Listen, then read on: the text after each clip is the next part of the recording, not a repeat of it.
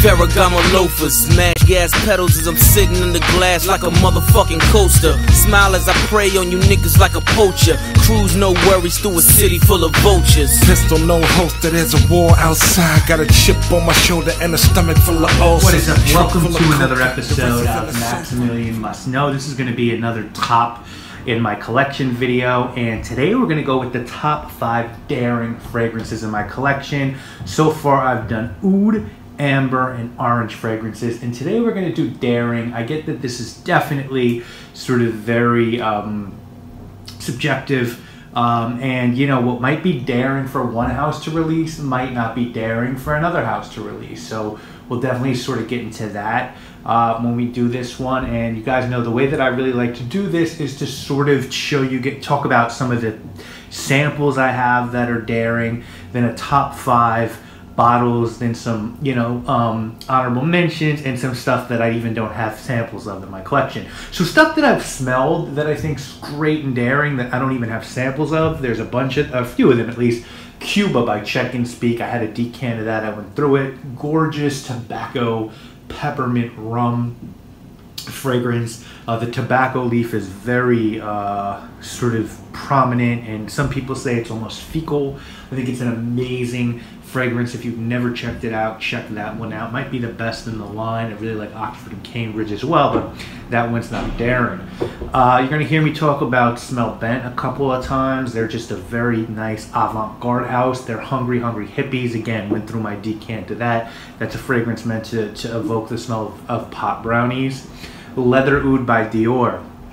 Another one that I went through a decant of. Really tough for me and challenging at first because it is a little bit fecal as well. Very barnyard oud there, but if you get used to it, it's just a gorgeous leathery oud and something that's hard to believe that Dior produced. And then, you know, stuff from the Comme des Garçons synthetic series. I only got to try samples of it, like Tar and Garage.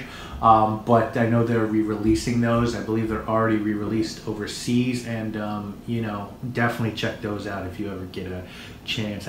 It's, you know, there's a lot of stuff within like Comme des Garçons and Smell Bent that, you know, people might not look at as unbelievably daring for them, but they're very different fragrances. Stuff that I have samples of, Vie d'Aramis by Beaufort, which is a fragrance that has notes of opium and whiskey and birch and oud. It's very sort of different fragrance from the English house Beaufort. Cœur d'Arabie by Montal, a beautiful smoky rough leather fragrance. Masque Milano's Monte Cristo, very again sort of rougher tobacco fragrance. Violet Tendencies by Smell Bent, which is a violet and leather fragrance that's very challenging but beautiful. After the Flood by Apotheker Tep. It's got a really nice mushroom, earthy vibe to it. Oud Infini by Dusita, again, challenging oud, a little bit animalic and fecal. Angel Men by Terry Mugler, that tar note. Certainly that was a daring fragrance. I think that tar note makes it a little hard to digest for some people. And then of course Secretions Magnifique, one of the most daring fragrances I've ever smelled in my entire life, by Italie Bredor Range, meant to smell like certain secretions from the human body, sperm, sweat, blood. So those are ones I don't have bottles of. So ones that I do have bottles of that I'm just not going to show, I'll talk about. You know, I never like to put Maxed Out by 4160 Tuesdays on these lists because I have a very close connection to that fragrance, obviously, but I think it was daring and that Sarah took a real chance when I said I want the notes to be, you know, blunts, freshly rolled blunts, escorts, regret, cocktails, high-class escorts, you know, so I think she did a great job with it, and I think it is daring for what she does. I think it would be daring for what anyone does. Black Gemstone by 777 Stephen Humbert Lucas, you know, kind of smells like a burning rock. Really interesting sort of infusion of lemon, cedar, and myrrh that smells like something's burning. I really enjoy that one. And then just a couple that I own by Smell Bent. The first one is 2010, which is meant to smell like sort of like an airline cabin and flowers. It's something that if the review's not up when you see this, it's coming very soon. It took me a long time to get it, and now I really sort of enjoy that one. And the Yard Next Door by Smell Bent sort of has a polleny, really dense, green, mossy smell to it. It really smells like being in the forest when like there's a high pollen count. It's really very, very well done, and it's the most unique green fragrance I've ever smelled. So now I have 2 honorable mentions that I will show you. The first one is from the House of Dior, believe it or not. This one is Fahrenheit Absolute. Yeah, to me, I know this one's been discontinued. I just think it's super daring. It's almost hard to believe that Dior made this. It's really a great take on Fahrenheit. It's a lot darker, you know, those sort of top notes that lighten Fahrenheit up. That violet really isn't here, and this is just sort of represents the darker facets of Fahrenheit. And I know they've sort of discontinued this for Fahrenheit Parfum, but don't sleep on this one. This is a great fragrance. I would definitely try to pick up a bottle of this as you could. So that's really honorable mention number 1. And then another one is from the House of Santa Maria Novella. This is called Nostalgia, and this is meant to smell like a sports car, and it really does. And I think this one is daring because Santa Maria Novella is a very old Italian house from, you know, I believe the 16th or 17th century, you know, that started out of a monastery, and for them to make a fragrance that smells like a sports car, to switch the bottle up and everything like that, well, I think that's a huge risk, and I think it was really cool and daring by them. So those are my 2 honorable mentions. So now let's just break into the top 5. Number 5 on the list is from the House of Caron. This one is called Yataghan. Hugely Castoreum, Angelica, Artemisia. It's really woody, it's really herbal, it's green, it's brown, it's not what you'd expect. Caron had produced some very dandyish scents up until this point with Pour Un Homme and Third Man, and this is just very different from that, and it's really good. And in Luca Turin's book about the perfume book where he reviews fragrances, you know, he talks about people going to the Caron counter and smelling this one and being very taken back, and the salespeople explaining that, well, it's very popular in the Middle East. So for Caron, it's very daring, and to me, it's very beautiful. Number 4 is, I was going to actually do Kouros by YSL here, but then I realized at the time, even though Kouros is very musky and animalic, it really wasn't a big deal because there were a lot of fragrances like that, and that's what houses were doing.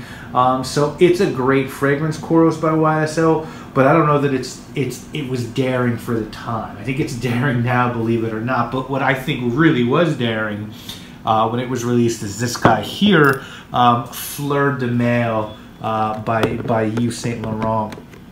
I'm sorry, by Jean-Paul Gaultier. This is Le Male with a huge orange blossom note in it, and it's just, again, it's one it's taken me some time to really get, I guess. I'm in love with this one. I think it's beautiful springtime fragrance, but you gotta be cool with some different smelling things to be able to wear this one as a guy and be confident. I think it's beautiful. It's, to me, the best flanker of Le Male without a doubt. Just a beautiful, perfect white bottle. Number 3 on the list is from Xerjoff, and it is Alcat.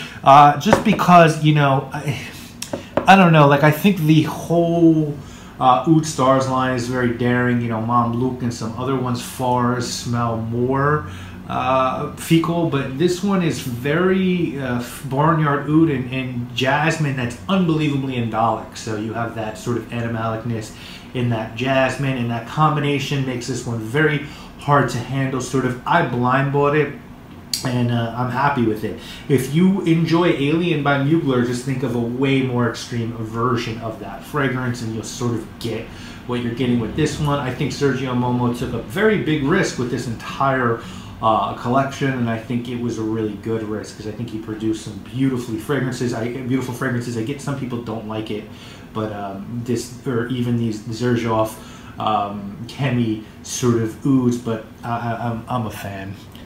Number 2 on the list is from the House of Zoologists. This is the original Beaver, the original, just unbelievable animalic fragrance. It's really hits you in the face with Castoreum and it's just unbelievably gorgeous. I wish they kept this version. I think it's the best thing that has come out of Zoologist. There are other daring ones within the line. Bat is very great as well. I believe there's a nice amount of geosmin in that to give it that damp cave feeling, but this one is one of the originals, and to me, I think Victor will say Bat put Zoologist on the map, and I get that, and that's sort of in a worldview, but for me, Beaver is what put Zoologist on the map. So that's number 2.